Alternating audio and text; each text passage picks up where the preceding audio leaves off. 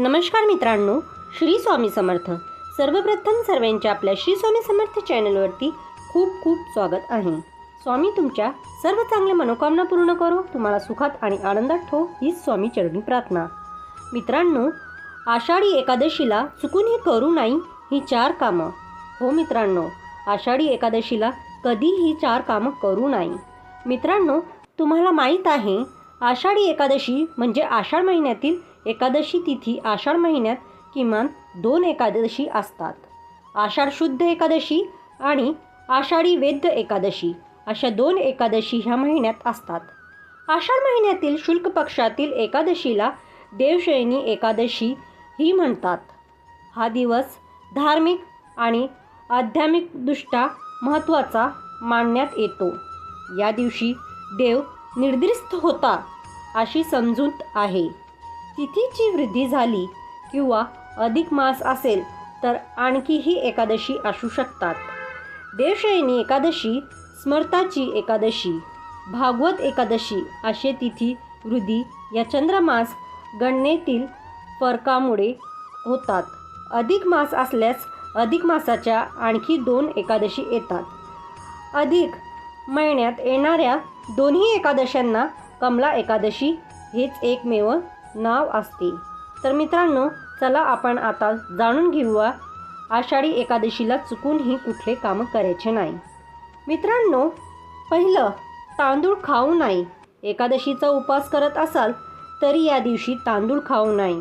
तांदूळापासून तयार कोणतेही पदार्थ या दिवशी खाणे टाळावे। या दिवशी तांदूळ खाल्ल्याने अनेक समस्यांना सामोरे जाऊ शकतात। दुसरं, तामसिक पदार्थ खाऊ नाही। देवशयनी एकादशीला पूर्ण रूपाने सात्विक आचार विचार असावे। या दिवशी तामसिक पदार्थाचे जसे मांस, कांदा, लसूण याचे सेवन करू नये आणि कोणत्याही प्रकारचा नशा करू नये।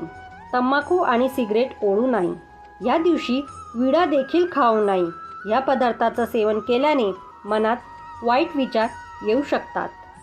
तिसरं, मनात वाईट विचार करू नये।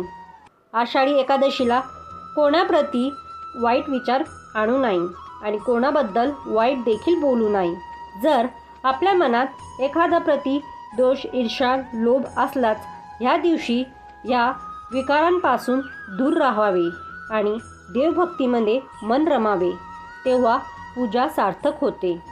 चौथा, ब्रह्मचर्याचे पालन करावे। देवशयनी एकादशीला पूर्णपणे ब्रह्मचर्याचे पालन करावे। केवळ शरीर नाही तर मनाने देखील या दिवशी असे विचार देखील मनात येणे योग्य नाही जे ब्रह्मचर्याचा नियमाचा विरुद्ध असतील। मनावर पूर्णपणे ताबा असावा आणि दिवस केवळ देवाच्या मंत्रांनी जप करत घालावा। रात्री देखील जमिनीवर चटई घालून झोपावे, गादी वापरू नये। तर मित्रांनो, आमची माहिती तुम्हाला कशी वाटली? जर माहिती आवडली असेल तर व्हिडिओला लाईक आणि तुमच्या मित्रपरिवारांमध्ये शेअर करायला विसरू नका। आणि हो मित्रांनो, चॅनलवरती नवीन असाल तर चॅनलला सबस्क्राईब करायला विसरू नका। मित्रांनो, कमेंट बॉक्समध्ये हरी विठ्ठल रुक्माई लिहायला विसरू नका। श्री स्वामी समर्थ। जय जय स्वामी समर्थ। मित्रांनो, व्हिडिओ शेवटपर्यंत ऐकल्याबद्दल खूप खूप धन्यवाद।